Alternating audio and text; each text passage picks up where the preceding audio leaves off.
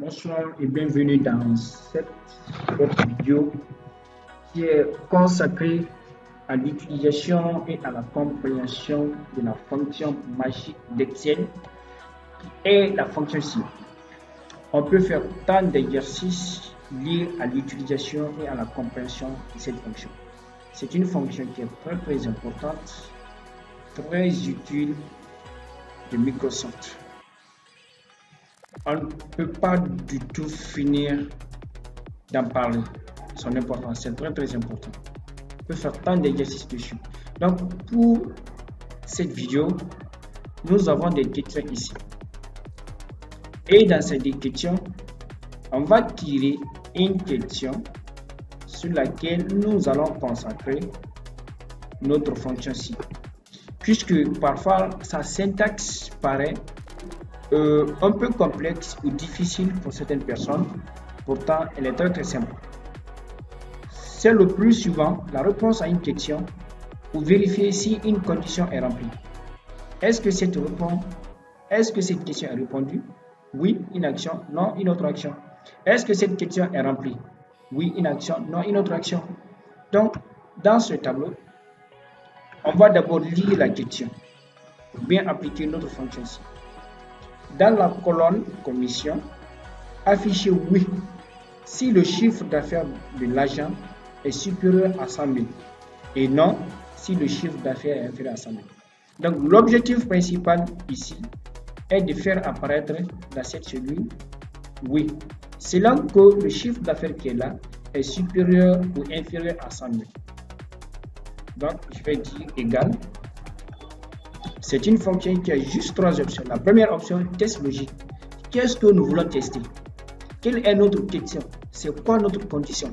Qu'est-ce que nous voulons vérifier? Ici, je vais dire, est-ce que cette cellule qui est là est supérieure à 100 000? Est-ce que cette cellule qui est là est supérieure à 100 000? Si c'est vrai, je passe directement à l'option vrai. Si c'est vrai, je dis fais-moi apparaître oui. Donc, entre guillemets, je mets oui. Point virgule. Si c'est non, c'est pas supérieur, je dis fais-moi apparaître non. Encore j'ouvre les guillemets, je dis non. Je reviens sur la syntaxe, test logique. Qu'est-ce que nous voulons tester ici? Est-ce que cette cellule est supérieure ou égale à 100 000? Si c'est vrai, je viens sur l'option vrai, je dis fais-moi apparaître oui. Le cas contraire, non. Donc si c'est supérieur, c'est oui. Donc que ce soit inférieur ou égal, elle fera toujours apparaître non. Donc si je dois forcer que non doit apparaître uniquement si c'est inférieur, alors j'ajoute une autre fonction ci. Dans ce cas, ça devient si imbriqué. Mais dans un premier temps, nous allons commencer par cette syntaxe qui est très simple. Si cette condition est remplie, alors fais ça. Le cas contraire, fais ça. C'est fini. Si cette cellule est supérieure ou égale à 100 000, juste si cela est vérifié, si c'est oui, je dis fais-moi apparaître le mot oui dans cette cellule. Le cas contraire, c'est-à-dire si c'est égal ou inférieur ou vide, alors fais-moi apparaître non. Je tape après. C'est fini. Comme elle a vérifié que cette cellule, ce n'est pas supérieur, alors j'ai non. Je vais incrémenter vers les autres cellules. Voilà. Partout c'est oui, cela veut dire la cellule est supérieure à 100 000. Et partout c'est inférieur, ou c'est égal, ou c'est vide, c'est toujours non. Parce que ce qui m'intéresse ici, moi, c'est est-ce que cette cellule est supérieure? Si c'est supérieur, oui. Le cas contraire, c'est-à-dire que ce soit supérieur, que ce soit inférieur, égal, vide, je m'en fiche. C'est tout. J'espère bien que cette question a été belle et bien répondue. Maintenant, ici, je peux effacer, par exemple, quand je clique ici, là où il y a oui, je mets vite, j'efface, il va faire apparaître non. Et ce n'est pas ce que je veux. Ou bien j'écris par exemple 100 000. C'est toujours non. Parce que je vais juste vérifier une seule condition. Donc, si je veux forcer que non apparaisse uniquement si le contenu de la cellule est inférieur à 100 000, alors j'ajoute une autre fonction ci. Je mets si dans si. D'où l'expression si imbriqué. Donc je reviens, je peux supprimer tout ça. Je vais la forcer égale, si cette cellule est supérieure à 100 000, si c'est vrai que c'est supérieur à 100 000, point virgule, je dis fais-moi apparaître oui. J'ouvre les guillemets et je les ferme. Point virgule. Si c'est faux, je vais encore vérifier en saisissant ou bien en insérant une autre fonction ici. Je vérifie encore la même cellule. Tout se passe ici parce qu'on va descendre vers le bas, on va incrémenter. Je vais encore vérifier est-ce que cette cellule est encore inférieure cette fois-ci à 100 000. Donc je vérifie deux choses ici. Première des choses, ou la première question, est-ce que cette cellule B2 est supérieure à 100 000? Si c'est vrai que c'est supérieur à 100 000, je dis alors fais-moi apparaître si c'est vrai, oui. Je pose encore une autre question. Est-ce que la même cellule est encore inférieure à 100 000? Si la réponse est encore oui, qu'est-ce que je fais? Je dis cette fois-ci, fais-moi apparaître non. Si c'est inférieur, fais-moi apparaître non. Point virgule. Si c'est faux, c'est-à-dire si aucune des deux questions n'est répondue ou aucune des conditions n'est remplie, qu'est-ce que je compte faire? C'est-à-dire au cas où ce n'est ni supérieur ni inférieur. Ce peut être par exemple vide ou bien c'est égal. Qu'est-ce que je compte faire? Je dis fais-moi apparaître vide. Guillemets. Ou bien je mets quelque chose entre ces guillemets. Je peux dire par exemple pas de prime. Pas de prime. Je ferme les guillemets. Puisque j'ai ouvert la parenthèse deux fois, je dois encore fermer deux fois. La première parenthèse, c'est ici, c'est noir pour la première question. La deuxième parenthèse, c'est rouge pour la deuxième question ou pour la deuxième condition. Si aucune des deux conditions n'est remplie ou aucune des questions n'est répondue, je dis fais-moi juste apparaître dans la cellule en question ou la condition ou bien la question n'a pas été répondue ou remplie. Fais-moi juste apparaître pas de prime. Je ferme encore la parenthèse la première fois. Ensuite, je ferme encore pour la deuxième fois puisque j'ai ouverte deux fois. Bien, c'est non. Puisque c'est la deuxième question qui est répondue ou bien c'est la deuxième condition qui est remplie. Je vais incrémenter. Voilà.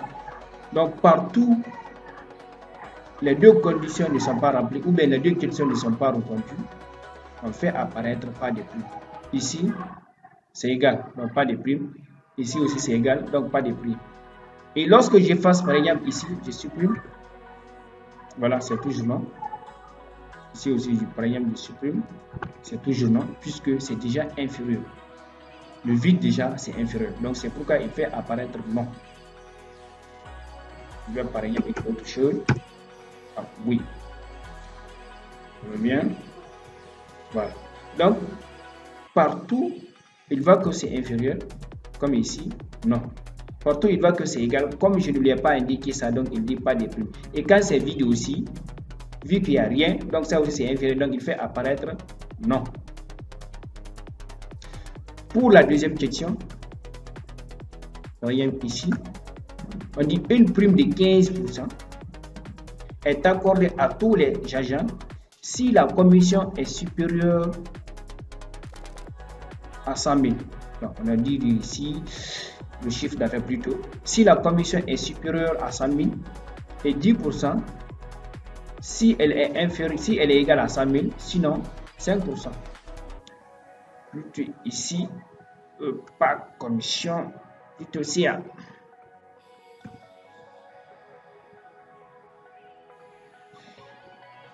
Si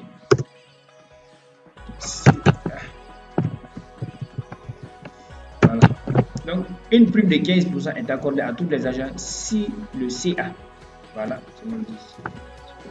si le CA est supérieur à 100 000 francs et 10% s'il est égal à 100 000, sinon 5%. Vous pouvez bien analyser la question. On doit accorder soit 15%, ou 10% ou 5%, mais selon que le CA qui est là est supérieur à 100 000 ou égal à 100 000. Si c'est supérieur à 100 000, alors 15%. Si c'est égal à 100 000, 10%. Le cas contraire, c'est-à-dire si ce n'est ni supérieur ni égal, alors c'est 5%. Donne-moi ça, c'est peut-être inférieur. Je mets ici prime égal. Si, qu'est-ce que je vais tester? Qu'est-ce que je vais vérifier? C'est quoi ma condition? Ou bien c'est quoi ma question? Je vais vérifier. Est-ce que cette celui qui est là, B2 encore, est supérieur à 100 000? Est-ce que cette cellule est supérieure à 100 000? Si c'est supérieur à 100 000, alors qu'est-ce que je compte faire? Je vais lui dire, multiplie-moi, même cellule qui est là, par 15%. Point virgule. Est-ce que, je pose encore une autre question, si ou une autre condition, la même cellule est égale à 100 000. Est-ce que la même cellule est égale à 100 000? Si c'est vrai, c'est égal à 100 000, alors je dis cette fois-ci,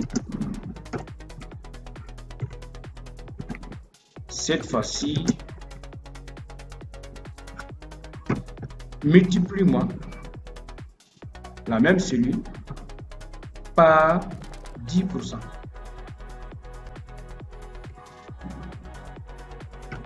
Par 10%. Le cas contraire, c'est-à-dire si ce n'est ni supérieur ni égal, alors je le dis encore, la même cellule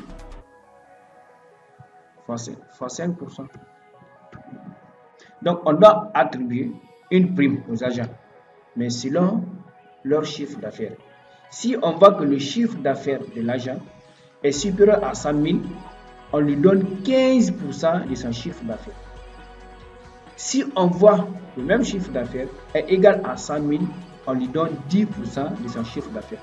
Le cas contraire, c'est-à-dire si c'est ni supérieur ni égal, alors on lui donne quand même 5% de son chiffre d'affaires. Juste des questions. Est-ce que le chiffre d'affaires est supérieur à 100 000? Si oui, alors le chiffre d'affaires multiplié par 15%. Encore, est-ce que le même chiffre d'affaires est quand même égal à 100 000? Si oui, alors le même chiffre d'affaires multiplié par 10%. Le cas contraire, si aucune des deux questions n'est répondue ou aucune des deux conditions n'est remplie, désolé, c'est 5%. C'est le chiffre d'affaires plutôt, le chiffre d'affaires multiplié par 5%. Donc la syntaxe est très simple. Il suffit juste de comprendre la logique et surtout suivre ici cette infobulle, cette description, surtout ça. Le test logique, qu'est-ce que vous voulez tester? Si c'est vrai, qu'est-ce que vous voulez faire? Si c'est vrai, qu'est-ce que vous voulez faire? Mais partout il y a deux questions, 3 ou plusieurs conditions à partir de 2, il faut toujours penser à imbriquer, c'est-à-dire à inclure ci dans ci. Et à chaque fois vous incluez une fonction, il faut toujours suivre sa logique. Toujours test logique, vrai ou faux. Par exemple, ici, quand je clique pour la première fois, la première fonction ici, qu'est-ce que je vais tester? Si le chiffre d'affaires est supérieur à 100 000. Si c'est vrai, qu'est-ce que je fais? J'ai dit, multiplie-moi le même chiffre d'affaires par 15%. Mais vu que les conditions ne sont pas encore terminées, il y a une autre condition. Au lieu de passer directement à l'option s'il faut, j'insère encore ou j'inclus encore une autre fonction ici pour tester encore une autre condition ou pour essayer de répondre encore à une autre question. Comme je n'ai pas fini, j'ai dit encore si encore la même cellule est égale quand même à 100 000. Je suis encore dans une nouvelle fonction ici. Si cette fois-ci c'est égal à 100 000, alors le même chiffre d'affaires fois 10%. Au cas contraire, si toutes ces conditions ou toutes ces questions ne sont pas répondues, désolé, je dis juste tu prends 5% de son chiffre d'affaires. C'est fini, je ferme encore une fois, deux fois, puis c'est fini. S'il n'y a pas d'erreur, ça va pas. Bien. Je vais incrémenter. Voilà. Si c'est faux, je peux même dire ici, si c'est faux, je n'ai pas rempli la fonction. L'option ici, faux. Si c'est faux, moi, je dis, fais ma parade,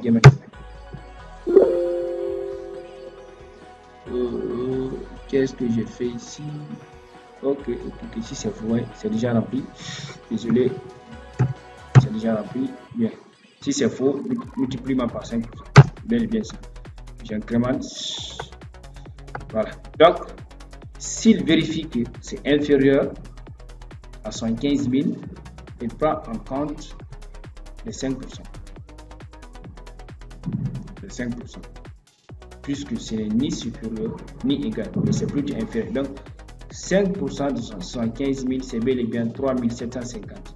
Et vu qu'ici c'est égal, il prend 10%. Voilà, 10%. 10% de 100 000 francs, c'est bel et bien 10 000 francs. Et ainsi de suite. Je pense bien, cette deuxième question également a été répondue. Et voilà, c'est tout pour cette vidéo. On se retrouve dans une autre vidéo, cette fois-ci, avec autre exercice de mise en application de la fonction si. Voilà. À plus tard. Surtout, n'oubliez pas de vous abonner pour ne pas manquer d'autres vidéos. À plus tard.